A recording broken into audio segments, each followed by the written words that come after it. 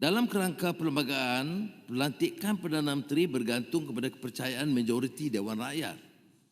Namun perlembagaan tidak menetapkan had tempoh jawatan tersebut, walaupun jawatan ini memegang peranan yang amat besar dalam pentadbiran negara. Maka cadangan ini dirangka selaras dengan kerangka perlembagaan persekutuan yang sedia ada. Ia tidak mengubah asas demokrasi berparlimen, tidak menjejaskan kuasa prerogatif wewenang yang di-Pertuan Agong dan tidak mengurangkan peranan Dewan Rakyat dalam menentukan kepercayaan kepada kerajaan. Malah, pindahan ini memperkukuh struktur perlembagaan melalui satu peruntukan yang jelas bagi mengukuhkan sistem semak dan imbang negara.